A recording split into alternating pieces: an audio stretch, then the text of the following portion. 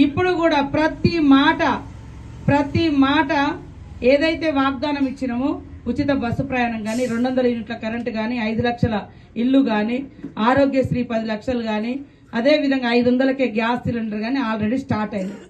Election code ఉంది కాబట్టి మీరు కూడా చెప్పండి. మనం వచ్చినాక 2-3 నెలలనే ఎలక్షన్ కోడ్ వచ్చింది, మళ్ళీ ఇంకొక నెల దాకా అదే ఉంటుంది. కాబట్టి ఇచ్చిన ప్రతి మాట నిలబెట్టుకుంటాం.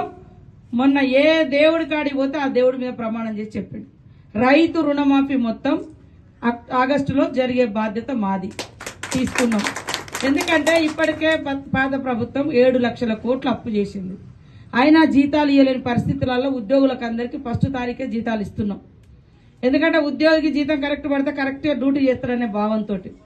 అట్లా మీరు కూడా రైతు బంధు కూడా ఇంకా మిగతాది కూడా పడుతుంది, కొంత వేసిర్రు మిగతాది కూడా వేస్తారు. ఇచ్చిన మాట ప్రకారం చేసే బాధ్యత మాది. దయచేసి ఒక పేదింటి బిడ్డకు ఒక మహిళకు అవకాశం వచ్చింది, ఒక చదువుకున్న యువతి టీచర్. కాబట్టి మీరందరూ ఈ జిల్లాకు నేను మంత్రిగా ఉన్నా, ఏ పనున్నా మొన్న కూడా సీఎం గారు 10 కోట్లు ఇచ్చారు నియోజకవర్గానికి ఉన్నాయి. ఇంకా అట్లనే మీరు ఆయా గ్రామాలలో అభివృద్ధి కోసం ఎక్కడెక్కడైతే మీ ఊర్లో ఏది జనాలకు ఎక్కువ ఉపయోగపడేది అవసరం ఏది ఉందో చెప్పండి, చేయించే బాధ్యత నాది. మీరు ఓట్లు బూత్ ఇప్పగానే ఓట్లు చూపించండి, నేను మీకు డెవలప్మెంట్ కూడా అదే స్థాయిలో. అట్లా కాకుండా ఇప్పుడు కాంగ్రెస్ ఉంది, ఇంకా 5 ఏళ్ళు కాంగ్రెస్ ఉంటుంది.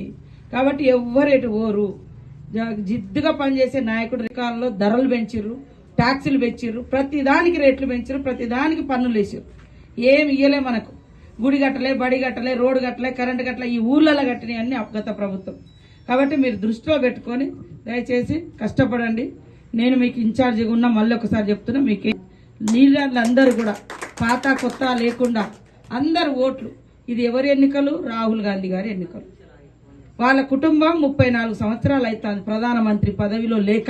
కాబట్టి ఇన్నేళ్లకైనా ఒక ప్రధానమంత్రి పదవి ఈ తెలంగాణ ఇచ్చిర్రు, దేశం కోసం త్యాగం చేసిర్రు. వాళ్ళ సొంత ఇల్లు లేకున్నా కోట్లాది మందికి ఇందిరమ్మ ఇల్లులు కట్టించారు. రేపు 5 లక్షలతో ఇల్లుల నిర్మాణం వచ్చింది.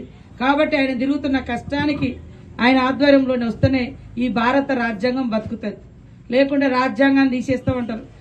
కాబట్టి మీరు అర్థం చేసుకుని ఊరూరా చెప్పండి, దేవుడికి వ్యతిరేకం ఎవరు లేరు. దేవుడు గుడిలో ఉండాలి, భక్తి గుండెల్లో ఉండాలి.